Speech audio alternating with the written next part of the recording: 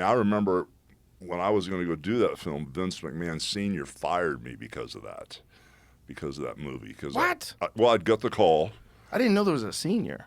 Oh, yeah, Vince Sr. That's what I started working for, brother. Yeah, Vince McMahon. So it's Senior. not the Vince McMahon that's an old guy now. No. His dad was the star. When I first went to New York in '78, Vince McMahon Sr. had a couple, Phil Zacco and a couple partners, and Vinny Jr. had one building, I think, in Cape Cod, and Vince would come in once every 3 weeks. He'd hold a stick like Mean Gene, you know. So when I first started there, 70, and however long I lasted till probably mid-'80s, and I told Vince Sr., I got this crazy call to come out and do a Stallone movie. First, I was in the dressing room, and Gorilla Monsoon gave me the note. I went, yeah, right. I threw it away because, Stallone was like 150 feet tall in the public's eyes, and I saw Rocky 1 and Rocky 2. I was like, oh, my God.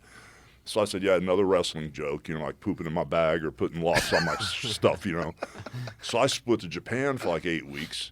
And when I came back again to TV again in Allentown, they handed me a Western Union letter, this time from Stallone. So I flew out there and talked with him and got in the ring with him and did a couple things. If you want to hear about that, that's a little different. But what would you do? Well, when I went out there, I just had my nose broke in Japan for like the second or third time.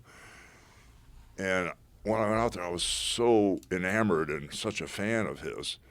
He goes, he had a guy with one of those big cameras, old school cameras, when I came in. So I knew I was on camera, so at least I knew that much back then.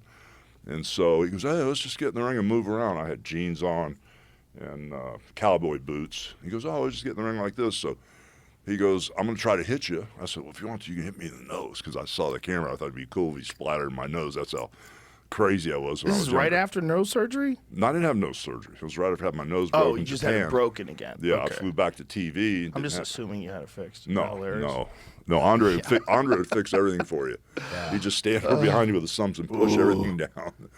But so I got in the ring. He goes, try to hit me, And so when he went to hit me, I just grabbed him. I said, I don't want to hit you. He goes, well, hit me. Give me everything you have. I said, no, brother, you don't want that. I said, there's a certain place I can hit you harder than others, but if I hit you as hard as I can, it's not going to be cool. He goes, well, give me 50%. I went, I really don't want to. I said, what is going on with Sylvester Stallone? No. He was, because they were filming this whole thing. Right? So I said, well, you try to hit me, I'll grab you, I'll bend you over, and I'll hammer you between the shoulders. And I hit him. I probably gave him 50%. And as soon as I made contact, his face hit my cowboy boots. And he came up, and his lip was bleeding. He said, oh, that's perfect, that's perfect. And so he was all excited, just because I hit him. What a psycho. Yeah, and then we got out of the ring, and he goes, you're a fake wrestler. Boxers can kick a wrestler's ass anytime. Get mad. So he wanted me to do an interview, right? So I did, let me tell you something, that whole stick. So he goes, I want you for the film. And I've never had an agent. I've never been in a movie. I don't know anything. He goes, I'll give you $10,000 to do the film. Me being the negotiation genius that I am, I want 15. I want 15 grand. So he gave me $14,000, and I signed whatever. Oh my God, he bargained with you? Yeah. Wow. Yeah, so I signed. What the fuck, Sly? You're stealing. Yeah, so I signed whatever he wanted back in the day, and that was it. But how rude. Yeah, but You no. wouldn't even give him the 50? That's some negotiation bullshit right there. But to go backwards, I had called Vince McMahon Sr. that night from Fall River, Massachusetts, because I was wrestling at a high school in Fall River, Massachusetts.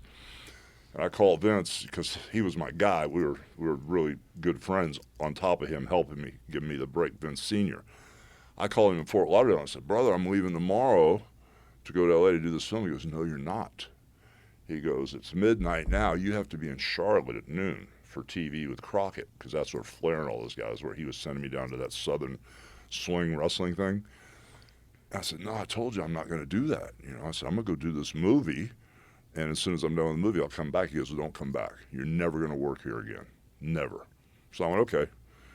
I was single at the time, spending 20 to 24 weeks a year in Japan. Had a great hookup in Japan being single with my friends and all the stuff that was going on there, And so I went to Japan, and the movie came out, and all of a sudden, this guy, Vern Gagne from Minnesota, called me and wanted me to come in there. So that was the place everybody wanted to go. wrestling the AWA for Vern Gagne. I don't know if you've heard of it. Of course, yeah. 4 days a week. He pays you better than any of the promoters. And I just stumbled in right behind this guy, the Crusher. He was like the Hulk Hogan of the Twin Cities and that whole St. Paul, La Crosse, Wisconsin area with Brock Lesnar and Brad Riggins, all those guys live. So Crusher was walking out, I was walking in, and I wouldn't let anybody see my face. My arms were legitimately 24 back then. And I'd throw my arms up and I'd go, hey, if you guys want to see my face, you got to buy a ticket. I was trying to be a bad guy. And I'd do all my interviews with the back to the camera. My back was this wide back then. And they wanted me to wrestle Jesse Ventura. And Jesse Ventura is the one that actually turned me babyface. As soon as I walked out, they booed the piss out of him and cheered me. So I had that little run in Minnesota for 3 years. Then we were coming into New York. You know, Vern Gagne was going to buy TV time on Channel 9 and all up and down the East Coast. That's when Vince Jr. came back and said, hey, brother, you know, I want you to come back to New York.